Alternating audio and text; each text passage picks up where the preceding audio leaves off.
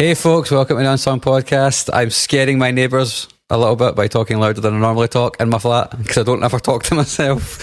My name is Mark. I'm joined by another Mark, but it's actually Chris stealing my name. I don't know why. Signed in on Mark's account.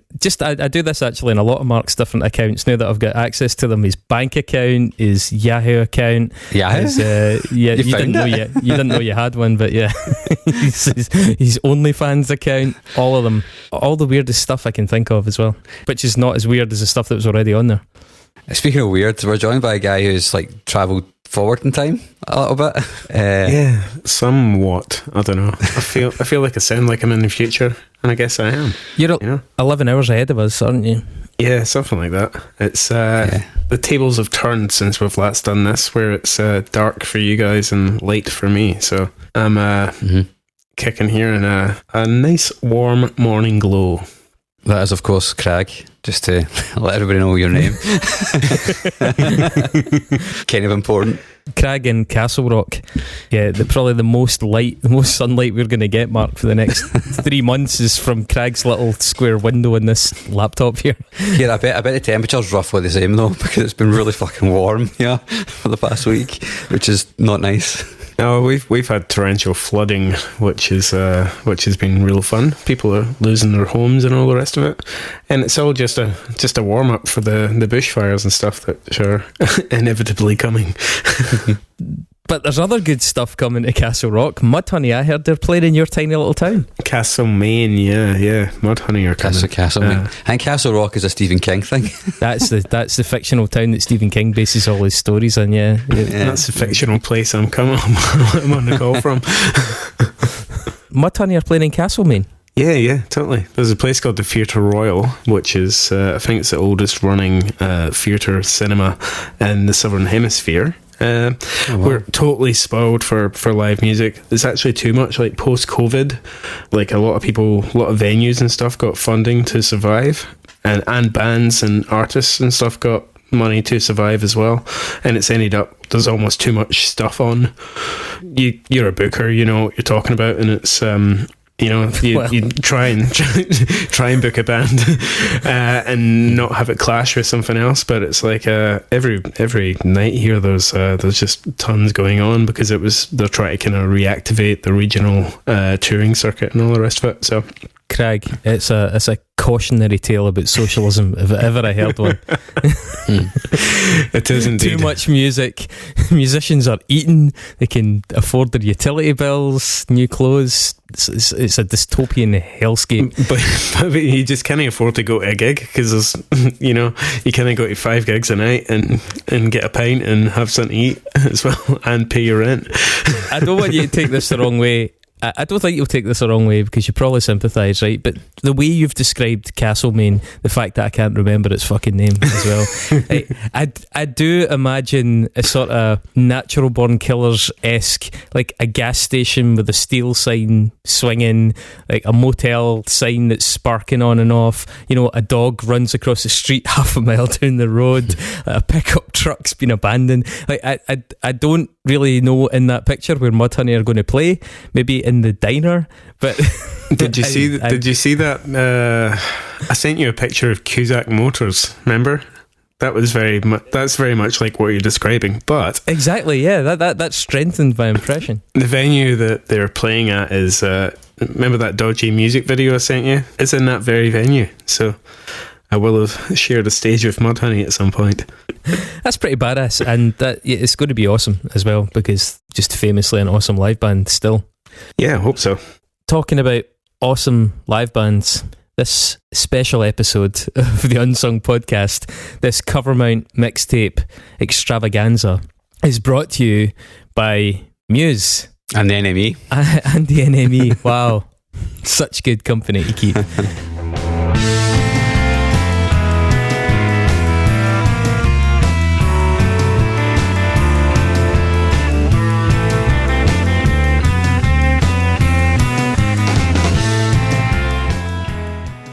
So people who listen to the show regularly are probably familiar with the Covermount mixtapes, where we fish around in a bag of the CDs specifically that used to be on the front pages of magazines or stuffed in a poly bag with them, and we then kind of go through it and try and reappraise it and try and work out where the record or the collection was coming from. And some of them have a specific angle, and the one that we chose way back, the one that we chose for this episode, was Muse's Supermassive collection from June 2007, which was on the cover with the NME. I don't know in what form it arrived.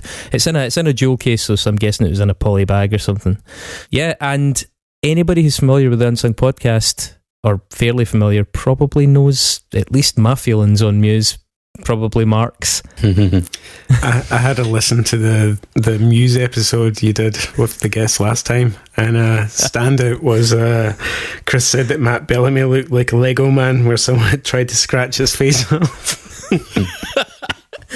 I don't even remember that. Got to hand that to you. Who said that? Chris Cusack or Alex Jones? that was a good game. Who is the NME? Is it Muse or the New Musical Express? Oh, I see what you did there. I think he's getting closer to Alex Jones these days with the new album as well. It seems like he's getting more into his fucking that deep hole of the supermassive black hole nonsense. Supermassive black hole conspiracy nonsense. Yeah. Well, actually, we'll touch on that in a second. Before we go there, now that we've teased the audience a bit, Christmas is approaching, and Unsung has a record club, and as we've said many times, you can dip in and out of the Unsung Record Club. The Unsung Record Club brings you either digital or vinyl and digital records purchased directly from bands and or labels, making sure they get a hefty share of money that they wouldn't get if you were just sitting listening to them on streaming services. We curate it. You get a little bit of say in the style of stuff, who sends you the record, that kind of thing, but it's all really good. It fits with the remit of the show, and because Christmas is coming, you could ask somebody to get it for you, or indeed you could get it for someone else. You could send us their address and pay for it, and they will get a surprise, and it'll be great, and we'll benefit, the bands will benefit, and whoever your friend is, they'll benefit too.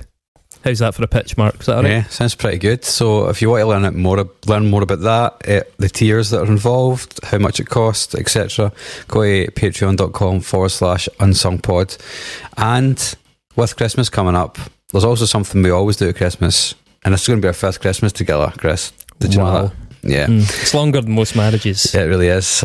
So every year we ask for questions, so the most ridiculous questions you can think of, music-ish related questions, and we'll get pished and answer them. If you're not Scottish, we'll get very drunk and answer them.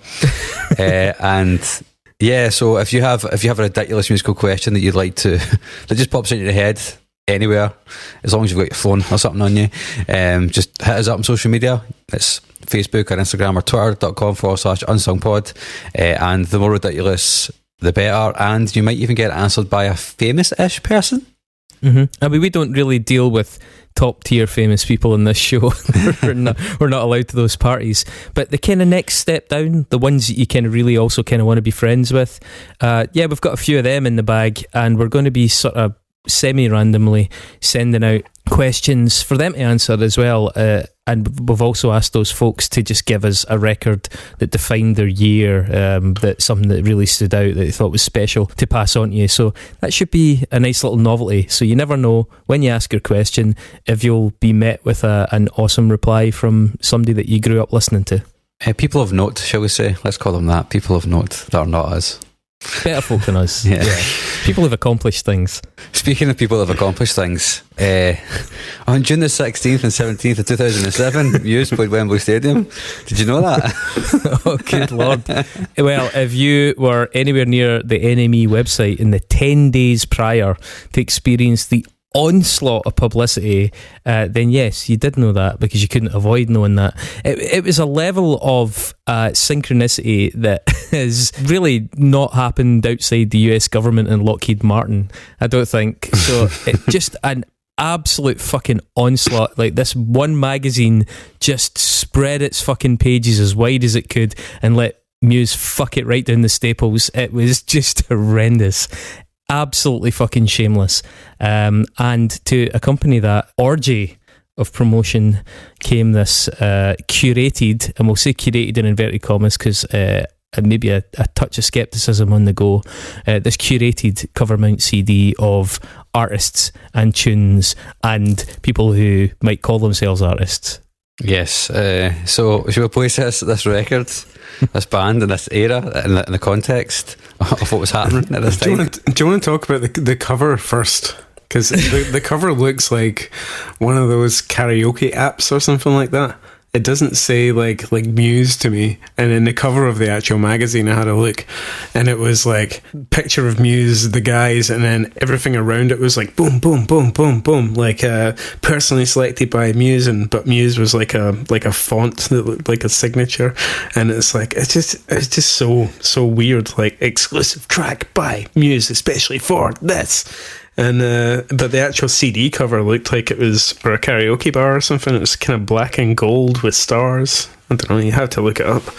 If you go in I've been kicking about the Muse wiki a little bit too much this week, and the Muse wiki actually has the name of the artist of the CD cover. Really? Still working? Joe Frost. Is that who it is? Yeah. Brilliant. Legend. Mark, are you wanting to contextualise Muse in 2007? Because I'd be quite happy to contextualise them right now. Let's do both. Right. Well, I had a Muse infused week. Infused again, which is not good. I don't know why I do this. I do know why I do this, because I'm a fucking idiot, and it also makes up far too much of my actual personality. But I watched with abject horror the MTV EMA's European Music Awards. They're not for you, Chris. Why did you watch them? Are you talking about the recent one? Yeah. The only thing I've seen from that was some like I don't know, it was like set in Denmark or something. It was like a black metal band and Taylor Swift's in the audience, and I didn't know if it was a piss take of this is real. This as much as I've seen of it, but you can probably shine some light on that. It's just like walking into a kid's store and going, "There's no clothes here for me." Well, yeah, I mean, funnily, I did have to watch Taylor Swift pick up 4 awards as I reached steadily heightening levels of seething. In one of the undisputed highlights of the show, Muse were again crowned best rock act, obviously 2022, beating off, and yes, I do mean beating off such cutting edge acts as Red Hot Chili Peppers. Ever heard of these guys? And Foo Fighters. Those kids are going to go somewhere one day. But honestly, like, MTV do not even pretend to fucking try, do they? Because you could go back to any year, literally in the last 2 decades, and find those exact same 3 bands vying for best rock act. But I mean, if you're the kind of person that watches MTV in 2022, that's probably a bit... Where do you get MTV in 2022? I don't watch council telly. I don't know where. Do you need to have like Sky or something? Or well, here's council telly's sort of a thing in the past, isn't it? But it was on Sky, which I think is the new council telly. Maybe that's a measure of the expanding middle class. Anyway, we'll revisit that another time. But it was on Sky, and now randomly flicking down the channels in Sky rather than using all the catch up and Netflix and stuff. That's equivalent to council telly, isn't it? Because you're sort of at the mercy of other programmers, and it was just on there on some fucking random channel, possibly MTV. I mean, that would MTV stopped being music TV like years and years ago, when it's just like reality shows or whatever. Pretty much just reality shows, yeah, for the most part. It was there, and a bit like, I don't know, putting your finger in the plug socket or something. I was like, just getting indelibly drawn towards it. You're a morbid man, Cusack. It's like sort of anthropology, innit? Like, I do the same thing. If I see something I know is shite, like I watched fucking Morbius, that stupid movie, and I'd already seen it in the cinema and almost walked out, and I was like, I just have to check again. And I know it's being slated, but I do that all the time. I was like, I'll waste time watching shite. Same with music as well. I'll be like, am I wrong? Nah, still shite. This was that moment when David Attenborough is watching a gorilla lick the tip of its own dick. So it's just really fucking stinking stuff. I mean, the entire crowd, honestly, it was a German city. I can't remember what city it was, but it was a city that Kraftwerk came from, so they constantly referenced Kraftwerk throughout the show to show that they really know about real music. The whole crowd looked like graphic designers from Shoreditch, you know, the kind that just took a bump, and then at other points they looked sort of like high-end CGI, would you say simulacra, you know, like fake folk, basically. It was really odd to watch these grinning, charlied up fucking lunatics being enthused by this farce. It was so fucking strange, so hollow. The host, Taika Waititi, was hosting it, and I'm sorry, man, my respect for Taika Waititi is fucking getting very dangerously low. Like the fuel light would be on if that was respect for Taika Waititi. His fucking recent films have been absolute dog shit, and watching him debase himself on that programme was just horrendous. Yeah. Did Muse play on it in the show? No. But to make a callback to Mark's comment about the Alex Jones thing, so on the Double Muse episode, we highlighted very, very clearly how Muse, they flirt with the alt-right, and they flirt with some of the conspiracy community, and they flirt with a lot of the New Age community, and they flirt with some pretty dark stuff, actually, even though I don't think for a minute they go out Kanye style decrying the Jews. They do stuff that's just one level of metaphor away from that, and it's usually a pretty thinly veiled metaphor at that.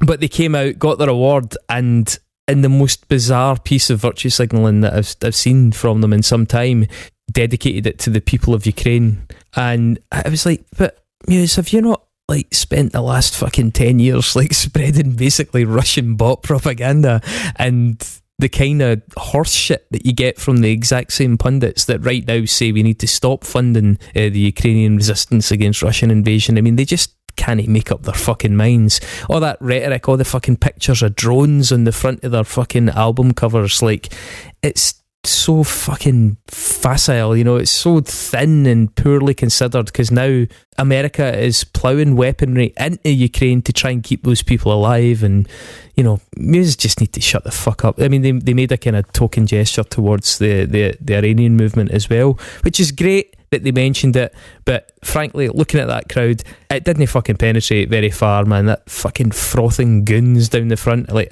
I hope Taylor Swift had her shots before she went. That's a great band name, Frothing Goons. It kind of goes back to, I mean, I know we probably disagreed in this in the episode, because I never really thought they were peddling anything but just hollow fucking vague rebellion.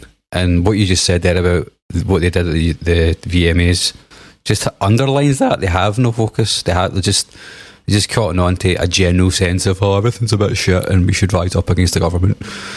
Apart from when it matters to, you know, support certain things, then I guess they will do that. But not surprised at all. Not surprised with that whatsoever. Sometimes people are just swayed by the sheer weight of public consensus. I mean, there's very few subjects that have united the media and the popular sentiment, and even the political parties, like the Ukraine crisis, because it is like pretty fucking cut and dry. It's one of the most mercifully simple fucking conflicts that we've seen in fucking generations, man. It's like a country decided it was going to take this other country. There's not really a lot of equivocation that can be done. There was loads of fucking Russian pish about fascists and all that fucking shit that's really, really easily disproven. But Satanists now, sorry, I think you'll find it Satanists. Yeah, there's a fair bit of that, aye. So I think people like Muse, and you see it online, loads of fucking Tories and fucking, it's a very confused community. They're not exactly empirically based, are they? So it's like their opinions do blow in the wind, and Muse being Muse where they are, they can't exactly come out and do a fucking, what's his name, is it Roger Waters that's come out fucking against it? Roger Waters with his fucking hot takes on everything. They can't really risk their career by coming out with an opinion like that. It's a sort of safe opinion, and it's not consistent with some of their other rhetoric. But yeah, as you say, they're vague and vapid enough in their rhetoric. Yeah, I don't know, man. I just, fuck off. Muse are Muse. We've established that. We're not going back down that street any further. But this CD arrived as part of that aforementioned marketing onslaught ahead of those two, what were originally meant to be two it was meant to be one concert on the 16th of June 2007, and it sold out, and they expanded it to 2, and then they decided that rather than it just being headline band and support, it would be almost like a mini festival with like stacked bill of 4 and 5 bands on it. So it included some of the bands that are on these CDs. It also included bands like My Chemical Romance and Biffy Clyro, if you've heard of them.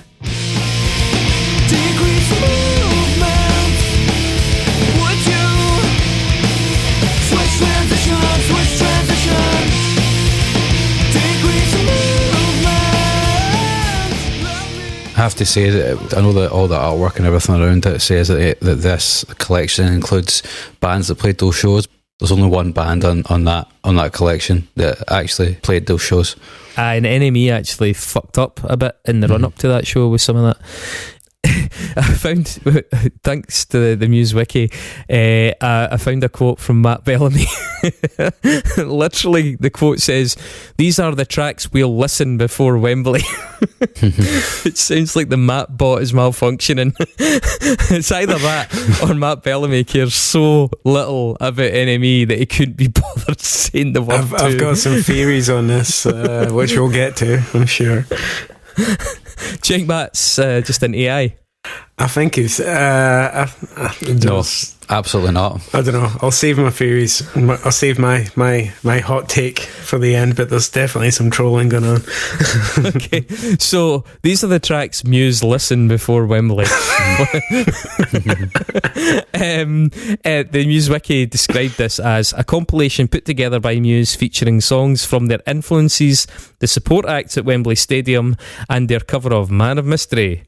That wiki is a fucking wonderful place to hang out with. There's so many. What do you have to do to have your own wiki like that? Like, I do wonder, because it's surprising some of the bands that end up with a wiki. This has come up in previous shows where you're just like, how the fuck do they have a wiki? But you have to have an obsessive fan base, fervent, that spend a lot of time online and can sort of unionize their knowledge a little bit to rewrite it into like an alternative set of events. It's like universe building in the fantasy novel, you know what I mean? It's like you just bring all those strands together, and then people obviously donate like ticket stubs and festival flyers and bits of cuttings out of magazines that haven't been digitized and stuff like that, and it builds up that way. Some of them are really interesting, some of them are really fucking depressing.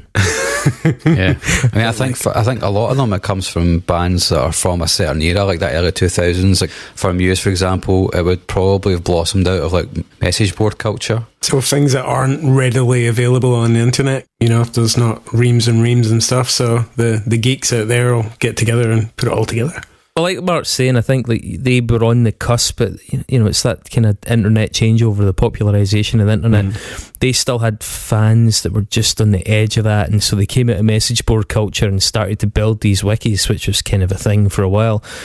And then the thing you're talking about is, you know, we've done it with our own, with the AAA Facebook group that you can get access to if you subscribe to Unsung Podcast for as little as 4 currencies a month.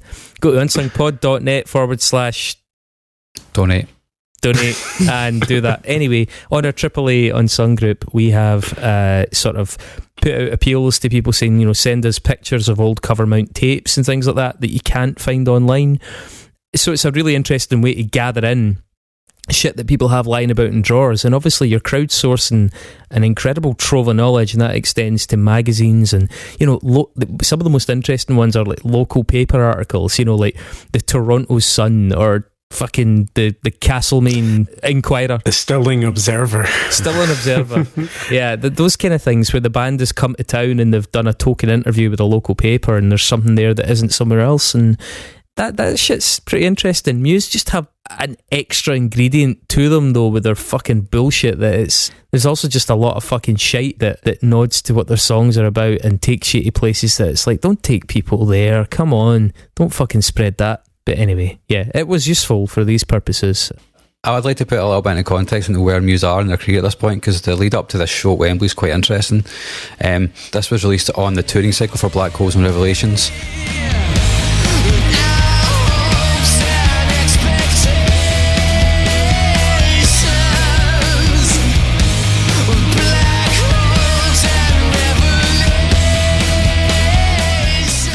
There's a track on this which is clearly quite a huge. A couple of tracks on this actually, which I would say are influential in a couple of the songs on that record. I don't think all the tracks were chosen by them, but we'll talk about that in a second as well. But yeah, so about 7 months before they played this Wembley show, they played Wembley Arena for 2 nights, which is a 12,500 capacity venue. And then Wembley Stadium is about, well, I think back then it was maybe about 80,000. It's 92 now. I think it's about 100,000 for an actual like standing gig. And this is in the middle of the festival season as well. It's incredible. Like, there's no secret about the fact that Muse are massive, right? But it's incredible to see how fucking quickly they went from 30,000 people to double that, you know. I think that's pretty impressive. Loads of bands do that, but it takes them longer to get there. This band did that on what is arguably probably their biggest album, a couple of their most well-known tracks, you know, Nice Sidonia, Supermassive, Black Hole. So they're fucking hot shit at this point in their career, basically. So the Enemy obviously were super stoked to get the exclusive, and I can't imagine Muse put that much effort into even thinking about this, to be honest. I'm sure Muse's management put more thought into thinking about this than they fucking did. So that this show ended up getting released as a Live at Harp.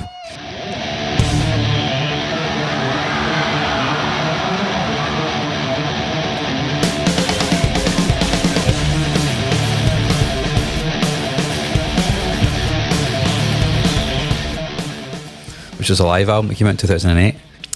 So it is a pretty big. This show is a pretty big deal for them. So I think Enemy obviously seen something was coming in terms of how monumental this show would be for their career, and they did capitalise on it. So fair play to them. But yeah, an interesting point in this band's career when they suddenly got fucking like stadium big. You know, they weren't that before. I seem to recall some kind of lore about how Muse's first ever tour was in the US supporting the Red Hot Chili Peppers. This is in the kind of Muscle Museum days. I don't know if that's true or not. I don't know. Someone out there's got a good nose. No, I think we did mention that on the wiki knows. The wiki knows all. No, I think we did mention that on the episode we did about Muse. I had tickets to see Muse in the venue in Edinburgh, supporting opening for Feeder and Everclear, I believe. They were on first, and I never actually went. Probably a good shout, to be honest. Don't blame you. I have seen Muse live once. It was I think it was at Tea in the Park, and I was actually working there, and I had my break-in shift, and Muse happened to be playing, and they were amazing, to be honest. I've never owned a Muse album. I'm not that interested, but they put on a hell of a show. I imagine there's a lot of smoke and mirrors and stuff for a free piece to be doing what they're doing, but it was a hell of a rock show. I really, really enjoyed it. Yeah, I think, you know, this is the point where they became the Muse that we all know, right? Yeah, that's true. On this tour, on this one fucking show, where it just became the massive stadium production. Yeah, because I mean, I've said like Origin of Symmetry actually was a time when I had a bit of, you know, I was sympathetic towards them. The bloatedness, but also some of these kind of like glib, quasi-conspiratorial overtones became the thrust of their marketing strategy at this point. The other stuff, the kind of more grassrootsy stuff, just sort of disappeared. Yeah, I don't think there's any of that conspiratorial nonsense from this point in their career backwards. I think it probably happens in the album after this, really, doesn't it? I mean, there is bits of it, but I'm pretty sure we came to the conclusion that it was after this it started to become, conspiracy-minded nonsense. Yeah. Will we talk about the tracks? Let's, if we must. Well, number one, what a way to start things off. Lord Buckley with The Train.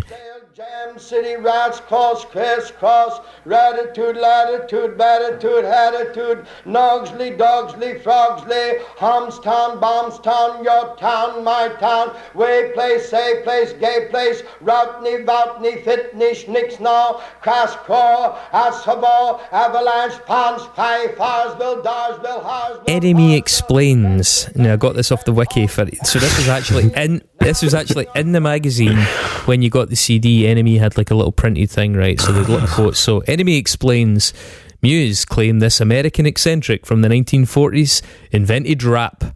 He's a preacher stroke rapper, confirms Matt, like a freestyle poet, and he's like an old posh gentleman. I might say they spell gentlemen. So he's like an old posh gentleman. Good job, Enemy. Who the fuck is co-copied at Enemy this year, for fuck's sake, man? But yeah, Lord Buckley. So this is just a fucking comedian for the 40s doing some weird fucking skit. I mean, it's like, whoa, hipster fuck off stuff. I mean, stupid retro comedy. Muse try to maybe earn some obscure hit points. Seems like they had maybe been listening to this on the bus and they were like, let's just stick that on it. This is from the 50s, man. You know, it's I don't know if I'd say invented rap, but I think Dolomite, who probably has a bigger claim to have invented rap than Lord Buckley, definitely took influence from sounds like he could have taken influence from this white guy. He's a white guy, right? Yeah, he's very white. Although his second contribution, spoiler alert, may draw that into question. Yes. It's shite. It's kind of annoying. It's not Lenny Bruce. They keep mentioning that. It's dumb. It's sort of boring. Yeah. It's like a train thing. I mean...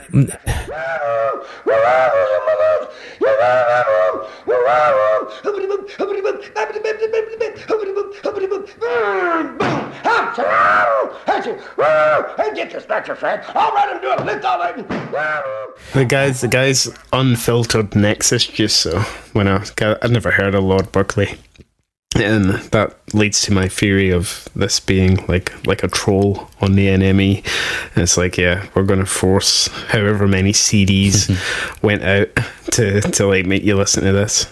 The first thing it made me think of, and I sent you a link, it was Scatman Bane, which is a funny as fuck YouTube video, which you can probably edit in without copyright restrictions, but it's better than this.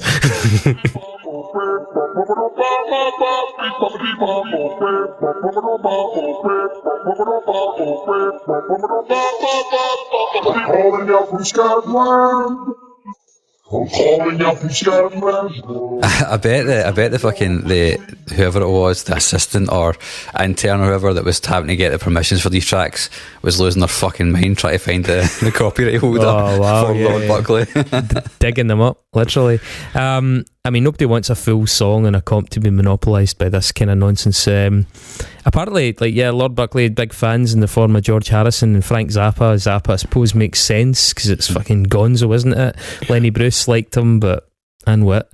It's kind of crap. Maybe it's aged badly. I mean, I think the most interesting thing about it is the sort of bit crusher type effect when he does the train noise because of the old microphone that he's using. Like, he does this kind of woo woo.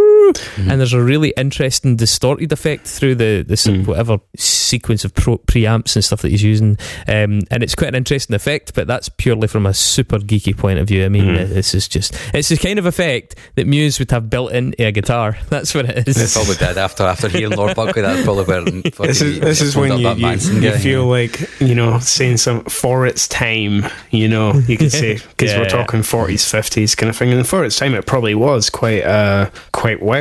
You know, we talked about beatboxing and rapping and all that kind of stuff, and he's making train noises with his mouth, and microphones are probably relatively new by that point as well. So I don't know. I just think Muse had a bit of a. They're thinking, how can we mess with NME? And as we'll hear at the end, that's really trolling, I think. Yeah. I think so. Second track. This is interesting because I think this really gives you some insight into Muse identity building. So they knew that they wanted to be seen as not just a rock band, but a rock band with these really high-minded kind of proggy aspirations. So this is Gustav Holst's Planet Suite, Mars the Bringer of War. Mm-hmm.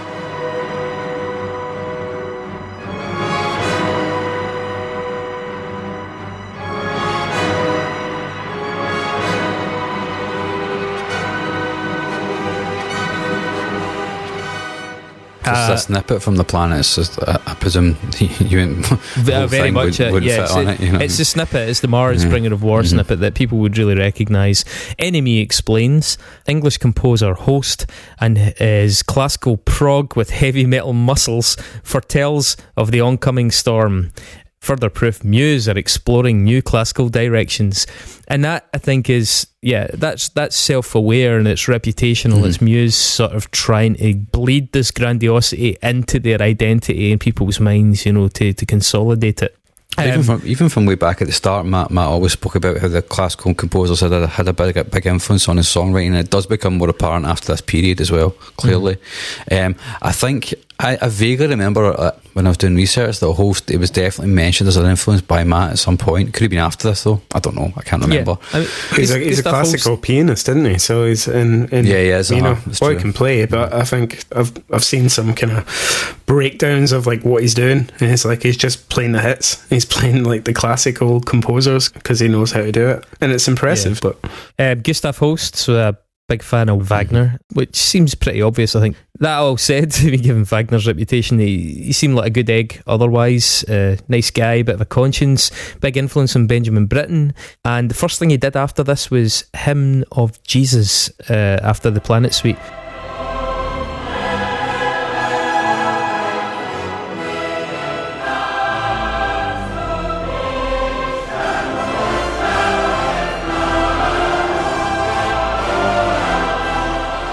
Which is based on Gnostic texts, which I think is kind of interesting. Gnosticism is kind of twisted and dark at points. But yeah, I'm not surprised that Muse find this interesting. It's on brand. It's very on brand. Yeah.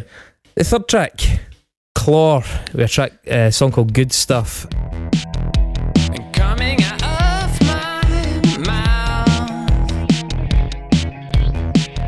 into your eyes, not once but twice.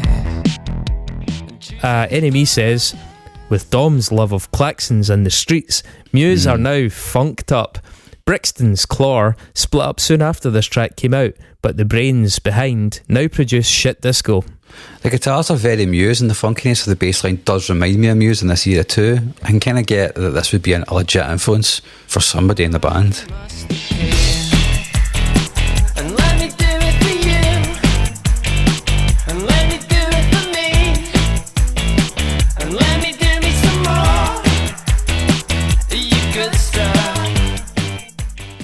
Well, I mean, Claw were a band that came about well after Muse had already started, and they probably just kind of bumped into them on the circuit, or either, I don't really know what the motivation is behind the inclusion of this. I mean, Shit Disco, I know one of the members of that, or ex-members of that.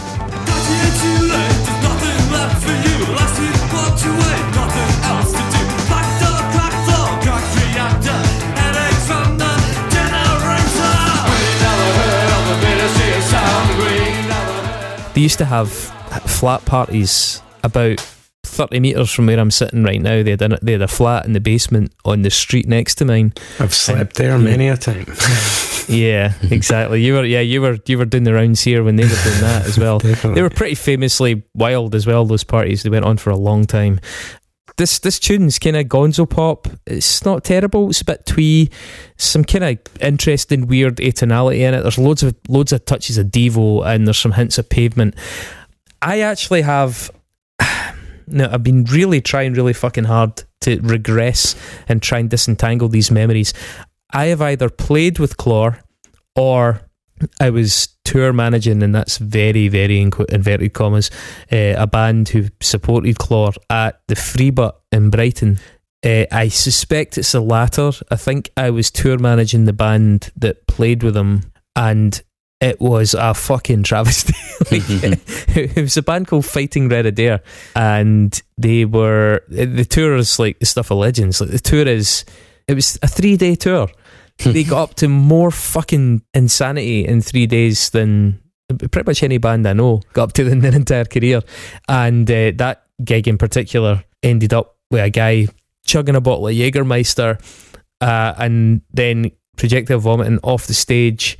The band playing a cover version so long that the guitarist had to crawl out of his guitar, fall off the stage, crawl through his own vomit, crawl through the audience and crawl up the stairs, and then curl up and fall asleep. And that was only the start of the fucking insanity that night. So that is my recollection of Chlor. So actually, I feel fucking immediately triggered by this. Yeah, Chlor. I must, and then talking about I played in a band in this scene, which was with a guy from Fighting Red Adair as well. Yep. And this is very much of that scene as well. But I think this is a really cute track. But I really doubt that Muse are listening to this before they go on stage at Wembley when they're going to go and weaponize fucking stadium rock. Excuse me, Crag. They're not listening to it, they're listening it. Listening it. I doubt Chlor ever thought they'd be following Gustav Holst on a Covermount CD. It's kind of hilarious when you think about it. But yeah, it sounds like the scene at the time. Bands like from Glasgow, like Flying Matchstick Men and Shit Disco. It's kind of like Grandaddy meets Dan and Aykroyd or something like that. There was a lot of that kind of going on. But this is definitely an NME plant, The album was selected by NME journalist Chrissy Murison for the list of the 100 greatest albums you've never heard, published by NME in 2010, which gets me on to my conspiracy theories of my own. How many did Muse choose? It's a good name for a segment. Yeah. What did Muse choose? And I think this is when Muse stopped choosing. Musing on the choosing. They stopped choosing at this point, and this is the NME flouting their wares, or whatever you want to call it. Yeah, I would buy into that more if it wasn't for the fact that they fully admit that the band split up soon after the track came out. So there isn't that thing of NME trying to like grease the wheels of a good relationship necessarily. Although, admittedly they went on to be in Shit Disco. But if they'd been trying to do that, then I think they would have done it with Shit Disco. I'm not convinced. I don't understand why it's here. It's not terrible by any means. Maybe it is just here because it's quite a good song. For anyone who isn't familiar with Shit Disco, check out an artist called Darren Cullen. He's got a website called spellingmistakescostslives.com, and he's just an amazing social commentator, artist and provocateur, essentially. And he was a drummer in Shit Disco. He's recently been on TV with his anti-Shell campaign, which is rebranded as Hell. He's taken a bus around the country. He did that big Banksy festival and all that stuff as well. But he's just an absolute genius and very, very, very funny. Glasgow Art School do that to you. Track number 4, The Flaming Lips. So this is the Yeah Yeah Yeah song.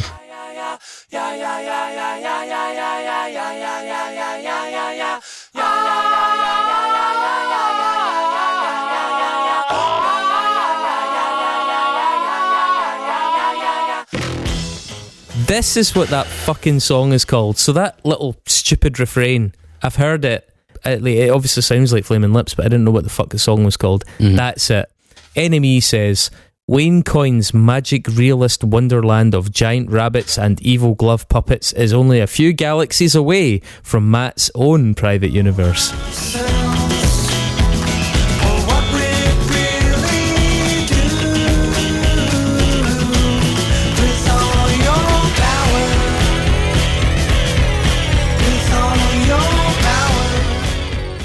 Did you come across the Muse Wiki entry about the Flaming Lips? No.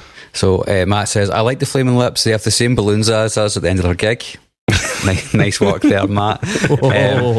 That sounds like a kind of veiled, like they ripped us off. Well, it actually gets better though. The Flaming Lips are a great band. We toured with them a few times. I think one of our first tours outside the UK we did with Pavement and the Flaming Lips around France. There's something there the other bands don't have.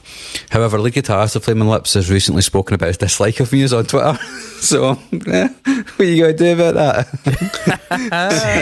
See, I get why people like Flaming Lips, and I just really don't, and it just winds me up. It's just annoying. I don't get it. Yeah, it's like fodder for cunts who want to sing along at a festival, but Elliott Smith and Sufjan Stevens are just too tough a hang. Arcade Fire do it really better. Crag, just leave it as fodder for cunts. Fodder for cunts is a beautiful little soundbite that perfectly captures the mood. So there's a fair chance I'm kind of on the fence about the idea that if they picked the songs on this. Yeah, but actually this a fair chance they picked this. This one, yeah, that's the thing. Like, I initially thought NME put this on there, you know, to turn heads, because Flaming Lips were like shit hot for a while. But yeah, I mean, given you're saying that Muse had a bit of a connection to them, maybe that's, I don't really know. Anyway, they shared the same balloons. That's another soundbite. Sharing the same balloons as Muse. Yeah. Plenty of balloons. But that's involved. what, you know, Arcade Fire do it better in a festival environment, but they don't have the flair when it comes to all the costumes and fun. Like, friends of ours have been like in costume on stage and, you know, jump around in a big ball and all that, but I fucking actually, having to listen to this, I fucking hate it. What's with the phaser? A phaser is a shite effect that just tells you that you're in fucking Weaver's High School Band, and then they like use a voice box after that on top of that, and I'm man, like, yeah, fuck that, man. No, indeed.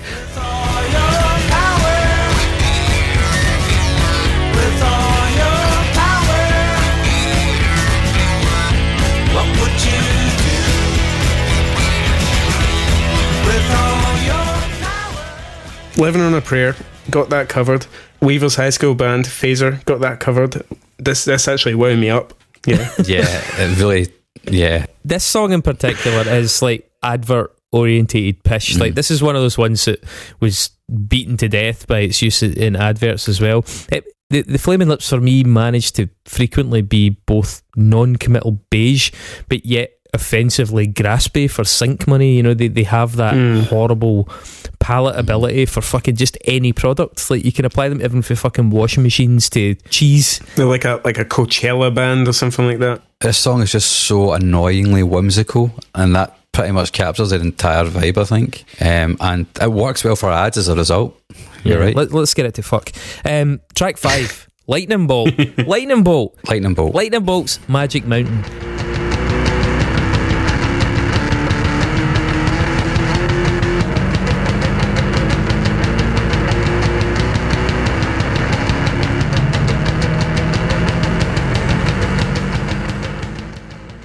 I know for a fact that when we pulled this out the bag and everybody saw the track listing, that is the one that it disproportionately makes you think, oh, this might actually be fucking interesting. Lightning Bolt. Because Lightning Bolt are very interesting. They're interesting as a phenomenon. Let me just get this out the road. NME says, darker than hell and louder than war, these Rhode Island rock bass and drum fantasists are a reminder for Chris and Dom to keep their game raised. Yeah, so... Who's writing this shit? You want the Muse wiki download on this? Please on do. Lightning Bolt? So they mentioned them a bunch of times in interviews way before this came out. Matt Bellamy says that he really likes the kind of noise punk thing they do. The drummer is one of the best drummers in the world. Howard says that one of the biggest inspirations for him in the studio, particularly on Black Holes and Revelations. Don't know how that works, but hey, there we go. Matt Bellamy said the same thing as well. He's also said that one of the best two-piece bands he's ever seen, maybe one of the best bands he's ever seen. So there's a lot of love for this band and Muse around this era, which I think is quite interesting. So did Muse choose, or did Muse? I think they must have chosen it. I think they chose this one. Yeah, I think this is the thing. Like, Muse are thirsty bastards, right? And they're fairly desperate. I think they genuinely like this, but they're also desperate to glom onto every cool thing that's going and sort of assimilate it into that Borg collective edgy pop music that they were trying to create.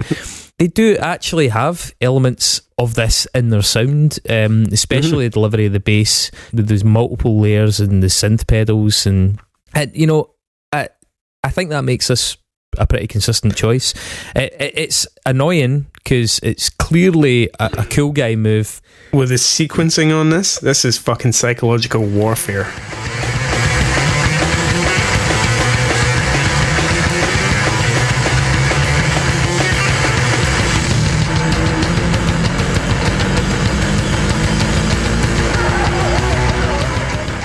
After Flaming Lips, I was like, I like Lightning Bolt, like I find them interesting, but I was like strangely like stressed out. You're fucking with me here. I was like actively not liking this, like till about 2 minutes in because of Flaming Lips. I was just gonna say that I have to be honest. This song's not that good. I mean it's a series of giant crescendos. It's a stylistic victory because it's clearly all about the motif. Is there any actual song structure to speak of? Not really. And does that just underline how kind of contrived the inclusion is here? I think a wee bit. Lightning Bolt do have some really striking and enjoyable standalone tracks. I think Tomorrowland.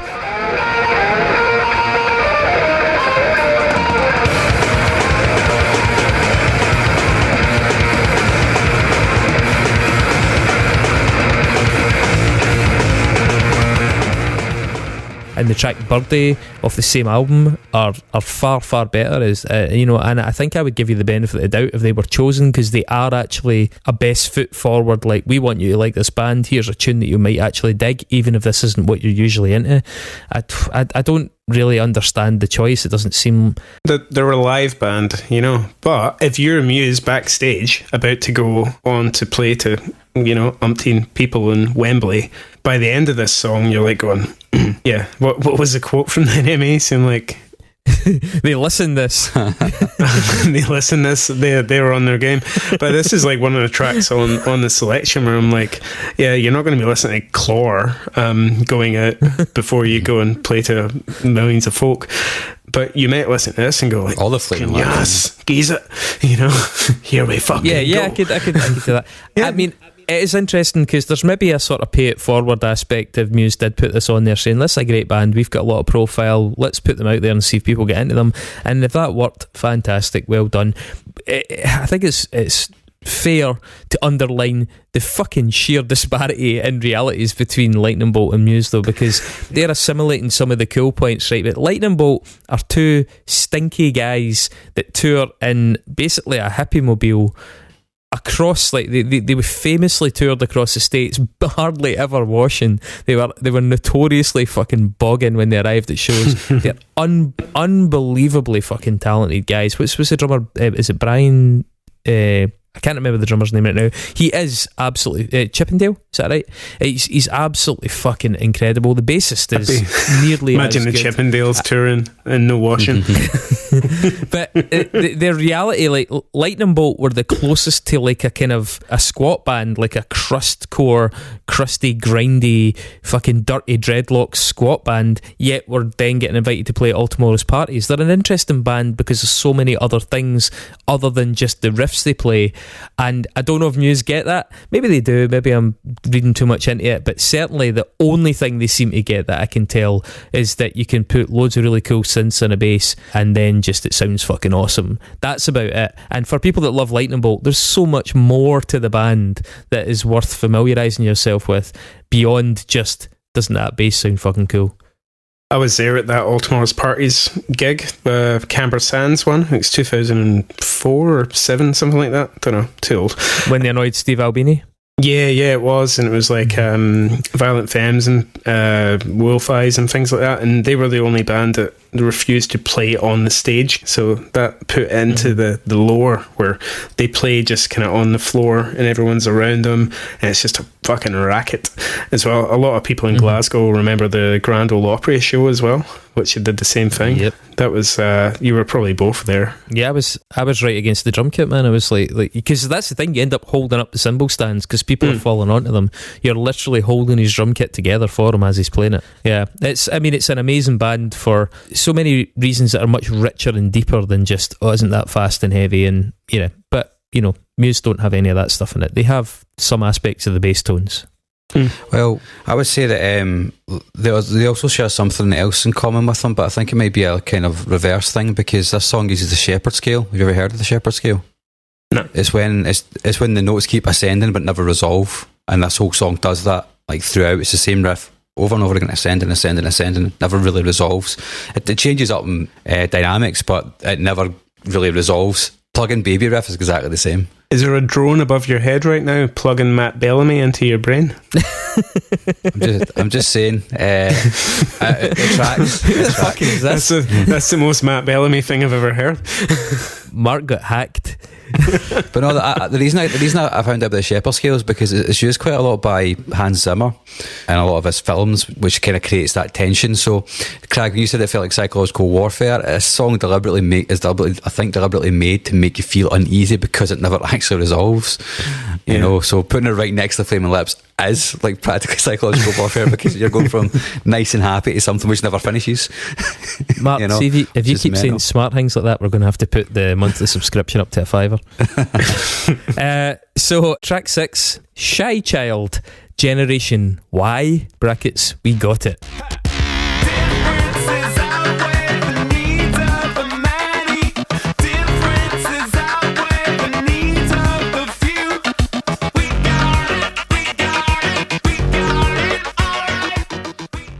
Yeah. Enemy says this New York duo open up Saturday, as in Saturday of the Wembley shows. So Muse won't even need to play the CD on this one.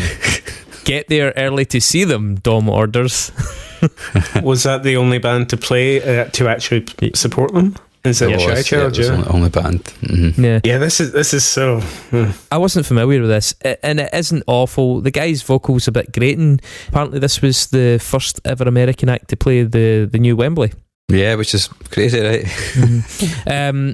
Muse were not the first act to play the new Wembley, though that was actually George Michael. And Muse had him killed for that very reason. Just tossing out conspiracy theories, you know, it's appropriate. Yes, it's very on brand. You know what I find really interesting? So this band, Shy Child, which I had to look again at my notes because they're so fucking unmemorable. This band also played on Jules Holland, which I think is fucking mental because nobody gives a fuck about them. And I think that actually underlined to me, and it's a different discussion, but how Jules Holland's show is dictated to by precisely what is getting pushed by agents and labels, and agents with big bands who have smaller bands that they want to get somewhere, so they leverage, oh yeah, you want Muse on your show, then you'll have to put this fucking band on your show, blah blah blah. And it's an important point to remind ourselves, you know, Jules Holland is definitely not John Peel in that sense. He is not out there listening to demo tapes that get sent in. He is not out there trying to represent all these really interesting musical ideas. He's just a dude with a platform that is more or less dictated to him. He maybe has some say in the old blues guys that he gets in, but it's like, Jules, this is what you're putting on. And he's not fucked any kids that we know of either. Hey. In fact, he's fucked so few kids that we know of that it's amazing that he even has a BBC show at all. Hey. This was right in that new rave scene that Enemy were going for. And the game, did Muse choose? I think definitely not. You can't think, yeah, we're going to listen to this before we go out on stage.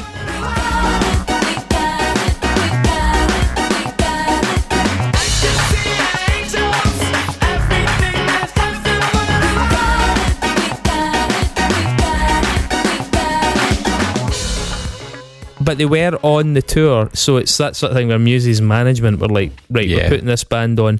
And we'll throw them a bone, right? We'll throw them a bone and put them in this compilation as well. Yes, I have a track that we're going to come to later on. It relates to this, and I think may explain why this band's on there. Put it this way, I think this band is on there to try and boost their profile ahead of the shows, because this came out the week before the shows.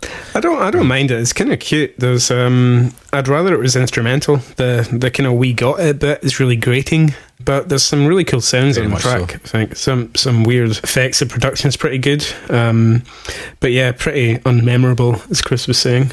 I think you were talking about sequencing earlier on, Crag, and from this point onwards until it gets to the Bjork track, this is all the cool bands from NME are now together on this one part of the compilation. I'd never heard this band before. I'd heard of the others afterwards I'd heard of, but I'd never heard of this band before, and there's probably a reason for that. They broke up in 2010. This song is totally forgettable. I was never really into this kind of sound anyway, and this just kind of is that done really poorly, I think. Pressing on, track 7, Death from Above, 1979, Blood on Our Hands. Was this band really cool back at this point? Heavy fucking cool.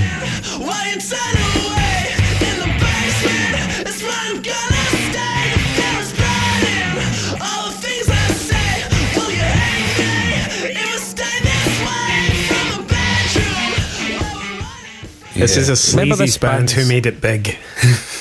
Well, actually, Crag, it's funny you say that. Yeah, they maybe sort of were, but my first brush with these guys was when they played a King Tut's show back when King Tut's was a venue worth I was there. even bothering to say the complete name. And that show was fucking legendary. That was one of those ones where everybody came away just fucking foaming at the mouth about it. I think I actually bumped into people on their way home for it who were just fucking delirious. Enemy says, Jesse and Sebastian played with so much rage they expired after one album. Keeler then moved on to helm Mastercraft. Did you ever listen to Mastercraft?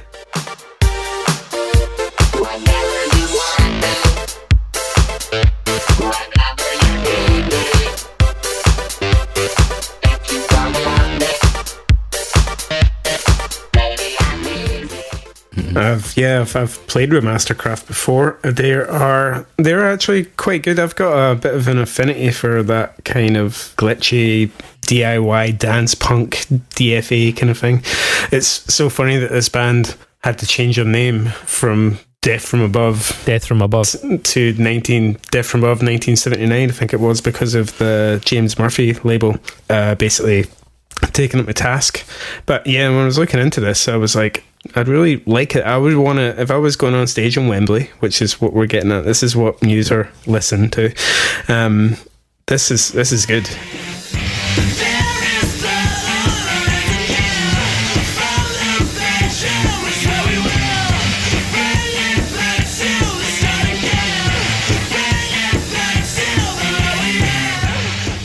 And it's got the bass sound is quite musy as well, I would say.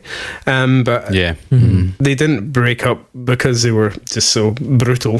So they broke up because Mastercraft was a much bigger offer. Apparently, they formed after a cancellation of a Blood Brothers show. They were brought in as ringers when the Blood Brothers didn't show up. But did you like this song, Blood on Our Hands? I mean, I actually think Death from Above 1979 as an isolated entity are a totally decent band, and I actually used to and still on occasion slip them into a DJ set. They're kindred spirits in some ways to Muse, I think, musically in that kind of maximalist sort of way, and in terms of the company they kept. I think I fell out with the band quite severely though because of Jesse Keeler's involvement with the alt-right. Jesse Keeler was on Gavin McInnes's podcast, I think it was about 6 times, including 5 times alone in 2016 in the run-up to Trump's election. And actually Jesse was photographed with Gavin McInnes on the night celebrating Trump's election together. And obviously Gavin McInnes is the ex-Vice journalist who set up the Proud Boys, which is that alt-right bunch of scumbags that were involved in the Capitol riots, along with many other things, Charlottesville, those kind of things. Gavin McInnes is also photographed in a Screwdriver shirt. He's got white power tattoos, which are sort of passed off as being for trolling effects. But yeah, they're also the guys, by the way, that say that men shouldn't wank because I guess they lose their vital essence. They do. Well, it is November at the moment at time of recording. Yeah, and I just think like it was a shame because I did like, you know, Death from Above, but all that fucking association really, I don't know. I think also one thing to say about them is that they're entirely, you're talking about they broke up after one album. I think the writing was kind of on the wall. I know they had an EP as well, but the shtick was limited by design. I mean, it aged pretty fast and they were running out of road quite quickly. I mean, they were a 2-piece band playing riffs, and a lot of bands have tried to make that work for more than one album and failed fucking horribly. Like Royal Blood. Still going, yeah. Mm-hmm. Yeah, and there's only so many things you can do in that format, and they maybe just, you know, preempted that. Yeah, I think given Muse and Death from Above 1979's various political dalliances, it'll be an interesting barometer in hindsight. Is there any conspiracies on the Muse wiki? Well, there's fucking loads, man. Then when you see the lyrics parsed, it is like a fucking episode of InfoWars. This song's alright, this band, whatever. It's kind of dancey, right? And Muse had a few songs like that on this record, Black Holes and Revelations. I think it's quite interesting that so far on this record, with the exception of only 2 acts, everything's a duo or a trio. Yeah. Power, like maximalist pop, maximalist indie, yeah. Track 8, Does It Offend You? Yeah. Battle Royale.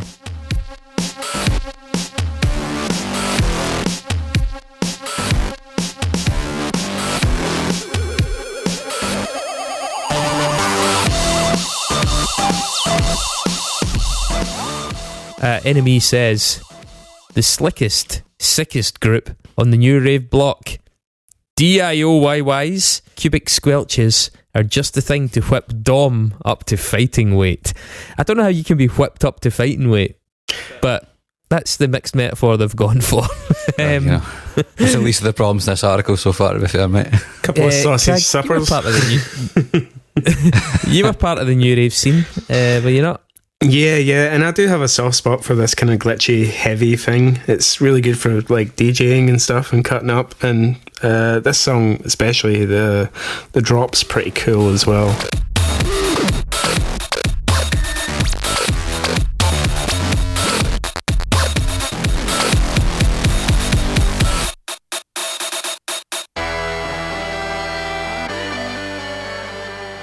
But NME were just so into this thing at the time, and it was I think we actually played with Mastercraft on an NME tour, so they were just I don't think Muse chose. I need to get that game right. I don't think they chose this, but crank this up before you go on stage at Wembley. I'm probably there with you. It sounds really similar to a track called Waters of Nazareth by Justice, especially the Errol Alkan remix, which is another kind of G-up song. So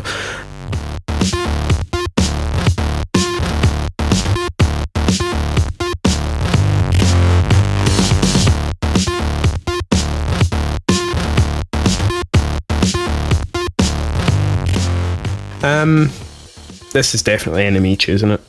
But yeah, it's a good tune. I like it. To be honest, I actually made Unwanted Justice as well. Although I do think that this strays into like Fatboy Slim and Basement Jaxx territory at points. But yeah, I mean, there is a lot of Justice on there. Yeah, it's not as cool as Justice.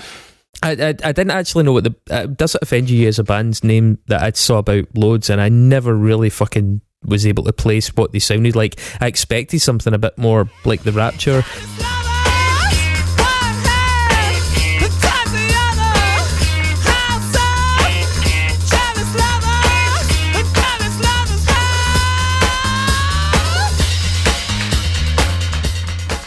Dance punk, to me, I think I just automatically expect something that's a bit more like The Rapture.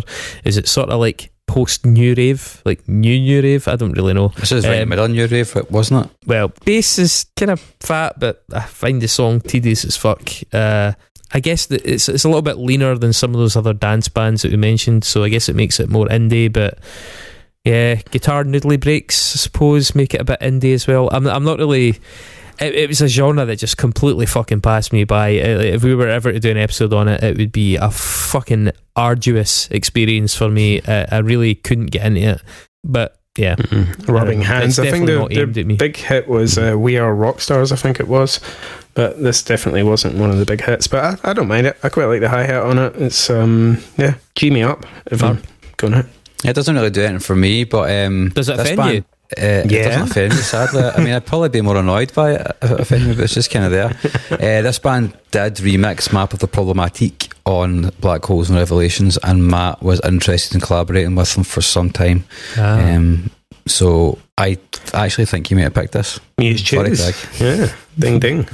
Now, track 9, CSS. Fuck off. CSS. Can say de ser sexy, which actually means tired of being sexy in Portuguese. I feel the same way. It's exhausting. Alala, band, man. Alala. Give me 3 wishes. I wanna be the dirty finger and in such riches. Alala, give me more too. I wanna be in that crazy band. Enemy says, Muse returned to their party boy ways while making Black Holes, tearing round the New York club scene. Perhaps that's why dance rock's best make the list. That's Muse party, but what? What? Party boy ways. It's in the NME, mate. It's gospel. First of all, I always got this band mixed up with the Gossip. I don't know why. I just the songs, I used to get them confused. Now, this is where it ties into what we were talking about earlier and the inclusion of that band whose name I've forgotten already, Shy Child. So for the second of the Wembley Stadium gigs in 2007, Enemy had announced that CSS would be opening for Muse. Now that apparently was sort of retrospectively described as being just bollocks, but it seems odd if it was completely pulled out their ass. It seems like maybe it fell through, and then therefore the inclusion by NME of that band Shy Child, maybe at the behest of Muse's management, to try and give them a push instead, seeing as they were on this massive bill and people didn't really know why. But it's like, either way, the show that night went ahead with Muse, Biffy Clyro, My Chemical Romance and Shy Child. What a fucking absolute clusterfuck. This particular song, Alala, was fucking huge in the indie circuit, but apparently the album, it was their second, and when it came out in Brazil, it didn't do very well. I think it sold only about 5,000 copies in the whole country, but Sub Pop re-released it, or gave it an international release rather, and it started to shift big time. Do either of you guys remember the Zune? Yeah, the Microsoft MP3 player. Exactly, Microsoft Media Player, right? Media Player, because it had a screen on it as well. I didn't actually remember this. I only found this out when I was looking it up. It was an attempt to rival the iPod, although it had the mixed media thing. And also, by the way, which I didn't know, there was apparently an MSN music service that didn't last very long. Oh. Anyway, CSS had a bit of a Weezer-esque arrangement, or you could even say a U2-esque arrangement. When you bought a Zune, the device came preloaded with a video for this song and their other big hit, which is probably even a bigger hit, Let's Make Love and Listen to Death from Above. Calling me high on the telephone, came back playing all alone. Spent the afternoon making a speech made you nervous that you couldn't eat. You came to show your mad love, you came to tell it's not enough. Come and erase me and take me with you. Which is a callback to Death from Above, 1979. You know, nice wee pop culture loop there. To me, actually, this song Alala is better than Let's Make Love and Listen to Death from Above. Although at 4 minutes, given the style of the song, I can't understand why it's 4 minutes fucking long. It could be 2 minutes long easily and get everything done that it needs to get done. Give me more too. I wanna be in that crazy band or a male cool. Would you be kind? Give me one little more and I'll be super fine. As indie dance floor tunes go, I don't mind it. It reminds me a wee bit of where play like tracks like Shay Long, you know that song Shay Long that's out just now on the Wet shelf. Leg, and Wet Leg and stuff by like Peaches and that. It reminds me of like where they come from, kind of dead simple and to the point. It's something I heard in the ABC quite a bit at the time before the ABC was turned into ashes. I hadn't thought about the gossip in decades until you said the words there. I think this is a really cool track. It's a pure head bopper. It maybe is overly long, like you said, but Mark's thinly veiled video. Yeah, I can see him on the screen now. It's just so repetitive. His camera's steaming up. It's it just gets on my tits because it's the same lyric over and over again. It really fucking annoys me. Wait till you hear it in a foreign language. Then you'll really hate it. That's my honest. I don't really care. It's just repetitive. It's 4.5 minutes long. It's far too long. It doesn't make any sense, the length of it to me at all. I get what they're doing with the song, and it's the kind of thing that like Wire did as well, and maybe in less irritating ways, but their songs were like 1:50, 2 minutes 10. You know what I mean? I don't get that part of it. Number 10, Cold War Kids, Hang Me Up to Dry. In fairness, as soon as you say the name of the song, you can hear it in your head, Hang Me Up to Dry. Now hang me up to dry. You wrung me out so many times. Now hang me up to dry. NME says, every disco metal party needs a mo to reflect. As Matt gets in the zone to California's chief gloom spreaders, let's hope he revives Unintended Live. I'll translate that because it's fucking garbage, but basically they're saying that Muse's gigs are a disco metal party or something, and this Hang Me Up to Dry by the Cold War Kids is a moment of downtime to really reflect, and they only hope that the Cold War Kids, California's chief gloom spreaders, encourage Matt to revisit some of his more depressing tunes, like the famously tedious Unintended by Muse. Colin Cold War Kids, California chief gloom spreaders, give me fucking strength. Why is the enemy so fucking bad? Like, this is an upbeat fucking indie band. Oh man. So this tune, Hang Me Up to Dry, This came from their 2006 debut. Okay, they have released 8 studio albums, 3 live albums, and 2 compilations since this tune came out, and apparently still are on the go. I checked in on them. They have a song called Love is Mystical recently. I think it was 2017, 2018, which sounds somewhere between Top Loader and Ollie Moore's. 'Cause I'm a red-blooded man, but I can't see behind the sun. A supernatural plan. It's this total white guy pop. You can imagine it on a late night show like Conan O'Brien. The singer has a really big neck, and it makes him makes him a little bit more hateable. What really struck me was, who is going to see this band now? Where are you in your fucking life if you are going to see Cold War Kids fully 16 years after their only decent fucking tune here? And I say decent reservedly. I'm going to put my hand up here and say, because we need diversity on this podcast. I love Cold War Kids, actually, but I haven't listened to much of their new stuff. I got turned on to them really early on because I had some friends from Long Beach, and We Used to Vacation was a massive song for me, still is. It's the best song on that Robbers and Cowards album. I kissed the kids at noon, then stumbled out the room. I caught a cab, ran up a tab on 7th and Flowers. Best recital I had to run, missed my son's graduation. But their album Mine Is Yours from 2011 is my feel-good hit of the summer. It's a weird jangly album. Anytime it's sunny, that's when I was road tripping, first learning to drive around Asia, and just, it's absolutely perfect for me. It takes me right back to there all the time. But this version of Hang Me Up to Dry, I never ever, well, I didn't really like that song very much, but this version is so bad. I don't know what they were thinking. Fell asleep with stains, cake deep in the knees. What a pain. Now hang me up to dry.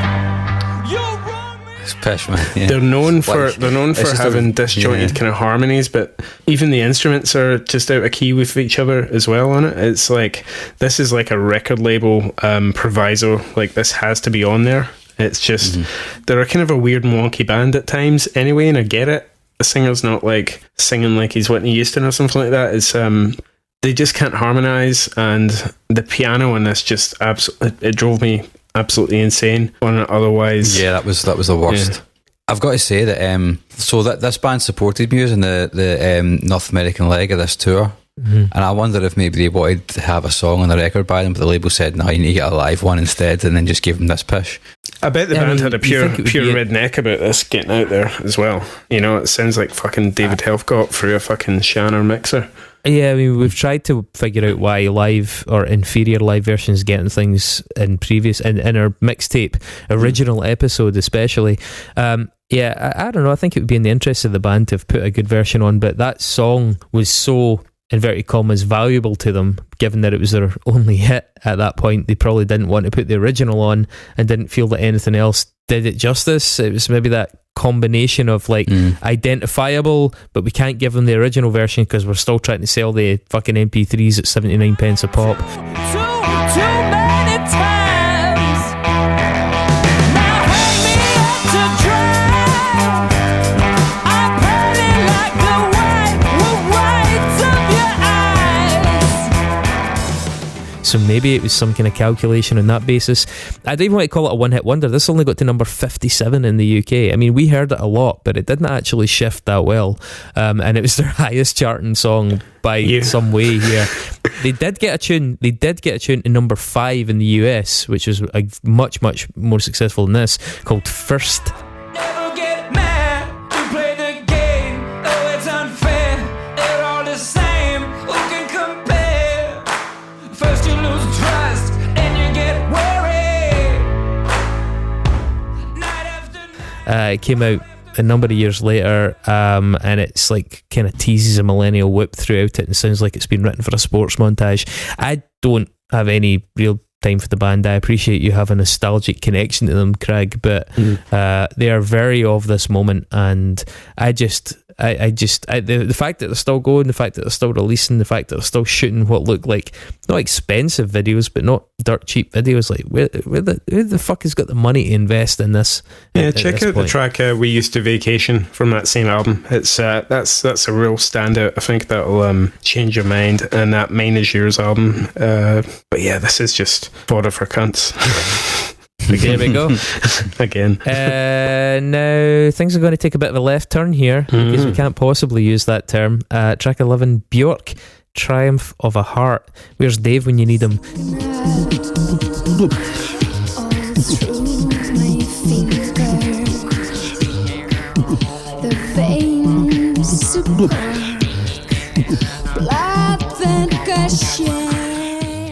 Enemy says disemboweling bass thuds and Japanese beatboxer Nakako conspire to make up the most dance floor-licious cut from Pop Chief Pixie's Medulla album.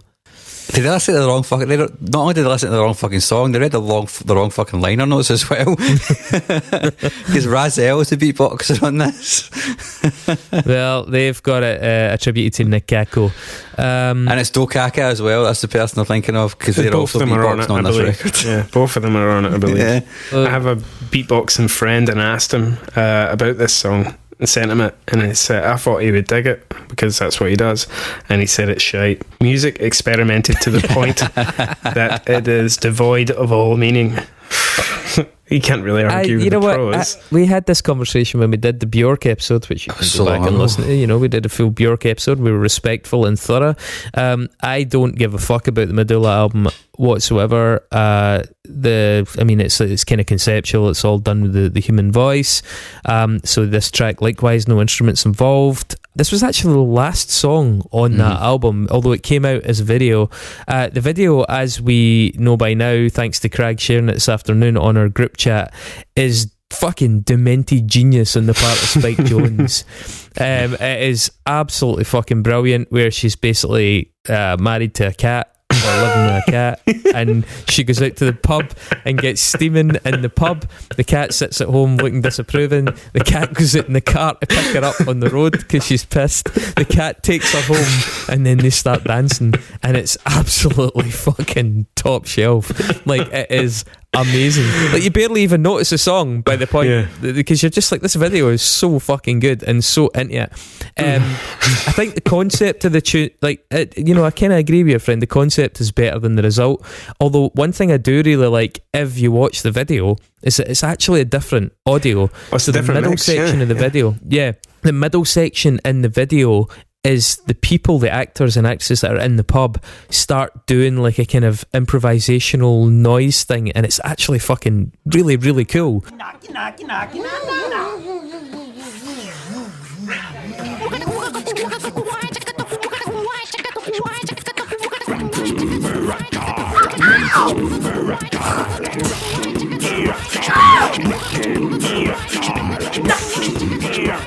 It's way better than what happens in the album version, and so I would encourage you. Like, I'll try and cut in a variety of both, but that part from the video is tremendous. I really like that. Why is Bjork on this disc? Is it because she's a genius? Maybe. Is it because she has legitimacy that Muse kind of crave? Maybe. Is it because Enemy just wanted to shoehorn her in? Yeah, maybe that as well. What I found interesting as well, it's Bjork, and she hardly ever misses, you know. You can pick her out a mile away. You hear Bjork doing something, and you can pick her. Same goes for Matt Bellamy, probably. When you hear his voice, he's quite distinctive. You can go, oh, that's Muse, or that's, you know, whether it be the vocal or whether it be the guitar or whatever kind of thing. Maybe that's where the connection is in this, where it's someone you can pick out just a mile away. But yeah, the video, as Chris said, is pretty incredible. My mom had a cat called Skip that used to wear a t-shirt for some medical reason. I think it's dead now. It was called Skip because it was found in a skip. She would send me pictures of this cat wearing a t-shirt, and I'm like, where do you find a t-shirt that small? Your mom found a cat in a skip, and she called it Skip, and then it had to wear a t-shirt. Crag, what the absolute fuck is that story all about? It's true. Welcome to St. Ninians. That is going to take over the Christmas episode once the questions start coming in. Fuck's sake. Right, track 12 by a little known band called Muse. The big event. The track is called Man of Mystery. It's a Shadows cover.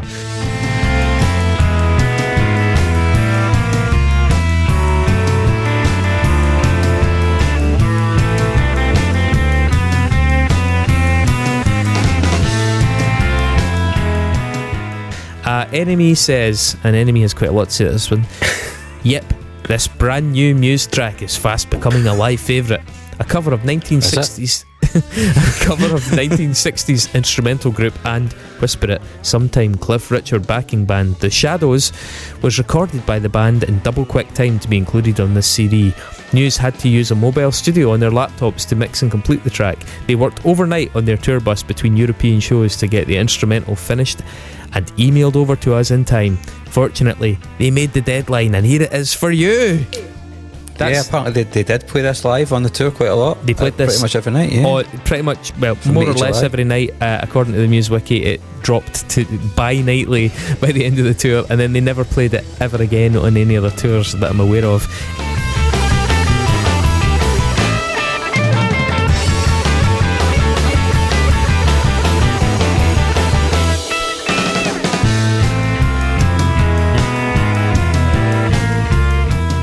Enemy is doing some pretty hard sell and spin on the fact that Muse clearly tossed this off in a really throwaway fashion on a portal studio on their fucking bus for them. I mean, I want to say Muse are kind of phoning it in. I suppose it's interesting for the completists and the purists. It's a cute thing to have.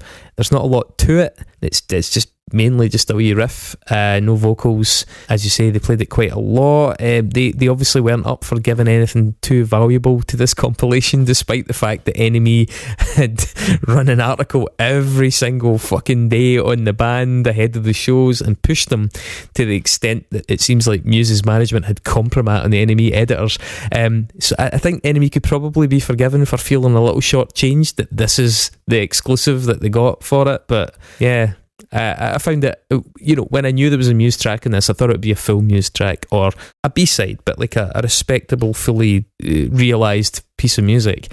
This is them just jamming into a portal studio. I was quite shocked actually, because I was expecting something Supermassive, you know. And this is 1 minute 54 seconds. It's a big event that they've hyped up and all the rest of it. And there's nothing wrong with it, I guess. It sounds like a soundtrack to some fucking shite Ricky Gervais TV show or something like that. But yeah, this is a big event. Did you just drop the S off Gervais? I dropped how do you say it? Ricky Gervais? Gervais. I thought you were some kind of Francophile. Kuzak.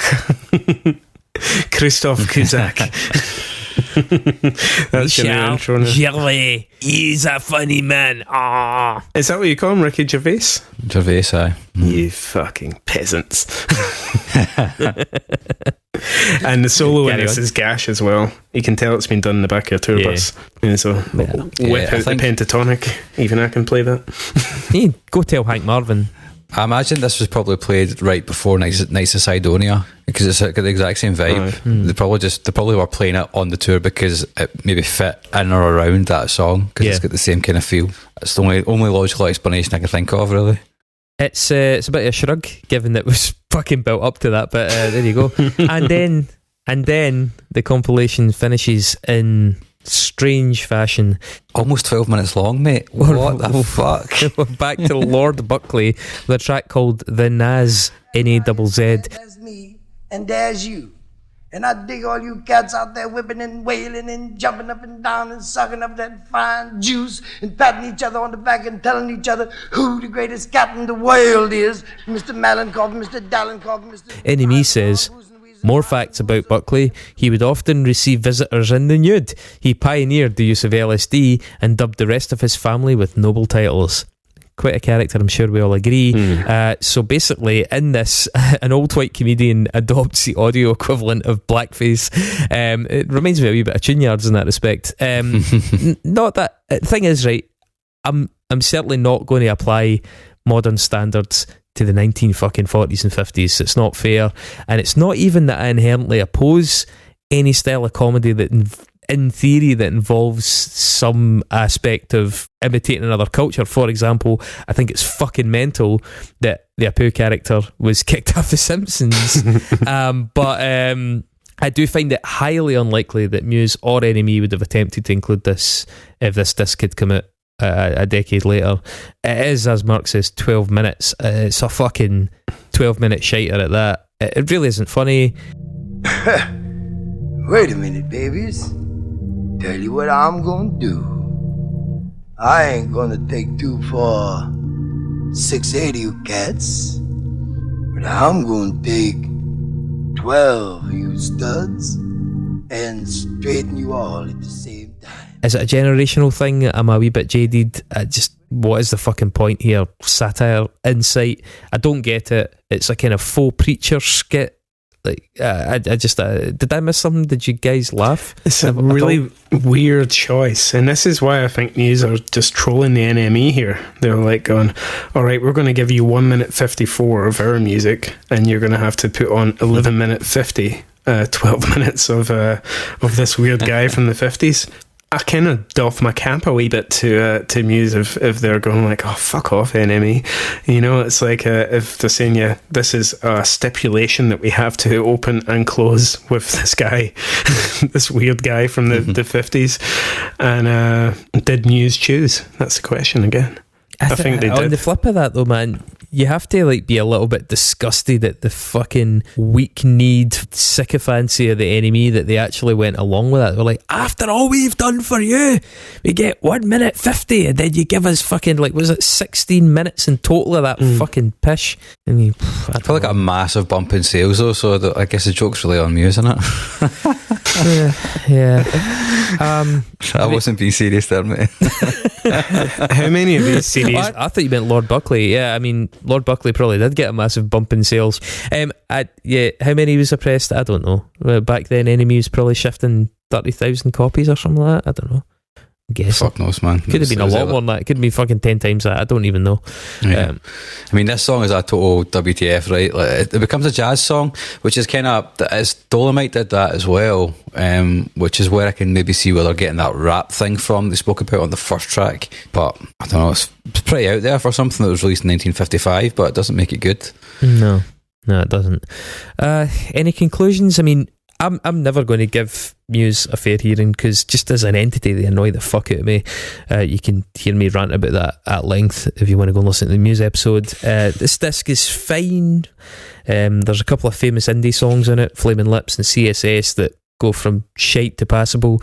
There's a patchy live version of a song. There's two quite meh newcomers in Claw and Shy Child. You got a couple of kind of peers and tour mates in Death from Above 79 and Does It Offend You? Yeah.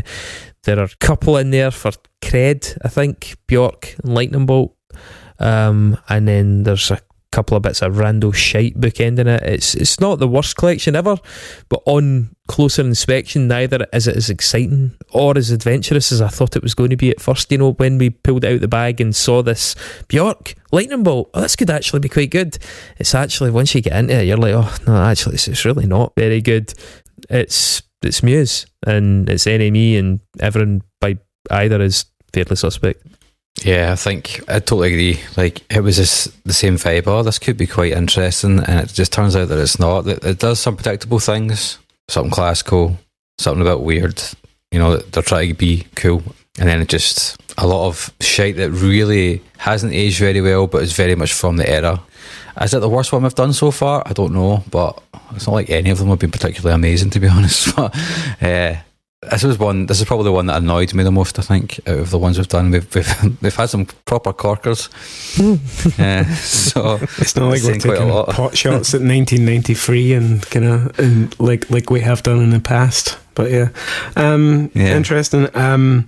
Your annoyance to it, I find that quite interesting because I got annoyed at parts and the rest of it I was like meh, and I think that's how I feel about Muse and probably the NME as well.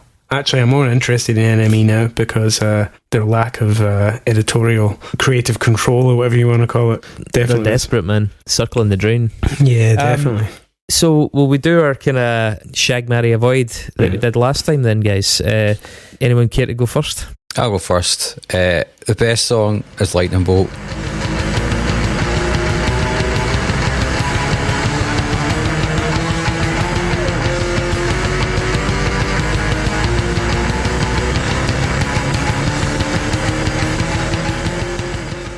Because it's the least annoying thing on it. And they're an alright band. I think they're alright. I need to spend more time with them, to be fair. I have some friends who are huge fans of them. The worst, the Flaming Lips. That song can just get in the fucking bin. And the weirdest is either the Bjork song or that last Lord Buckley song. And that's not saying they're good. They're just weird. That's the three for me. I'm going to take a punt on CSS for A La La being the best song on it.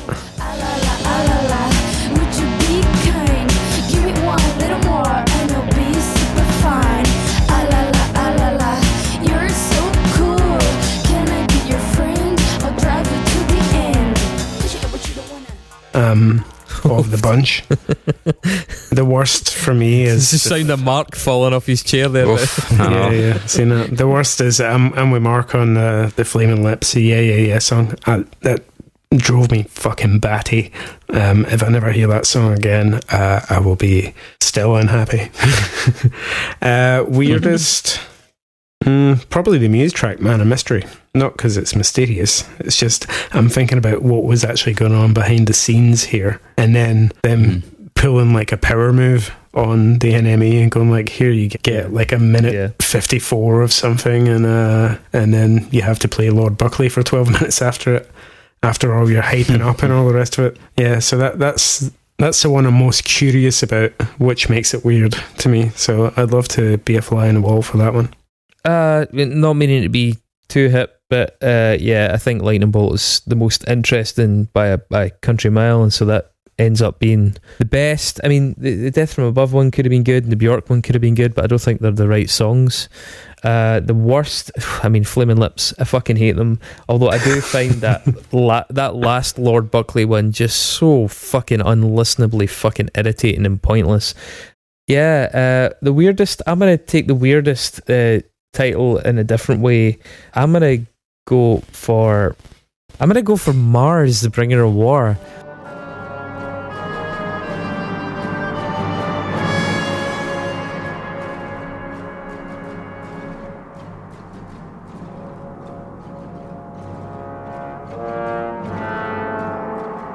Because they put in such a fucking pointlessly short little clip, and because of the nature of it, it just cuts off suddenly, and it's so fucking silly they put in a snippet of a classical song when you're trying to create some kind of flow. I mean, it's literally like these are huge suites that all flow, and they just have this thing that's jarring anyway, and it's even more jarring because it arrives and then it leaves, and you think that the fucking, like, your phone's run out of battery or your fucking machine is switched off or something. It's so fucking weird and stupid and really badly chosen. I get they were trying to be cool, but, you know, you've got 12 minutes of fucking Lord Buckley at the end. Do 12 minutes of the Planet Suite, you fucking douchebag. Yeah, Mars itself is about 8 minutes long, so they've definitely traded off Mars of the entirety of that song from that suite for fucking Lord Buckley. Yeah. So that, I'm sorry, that's getting my weird vote, man. I just think that's a fucking stupid decision.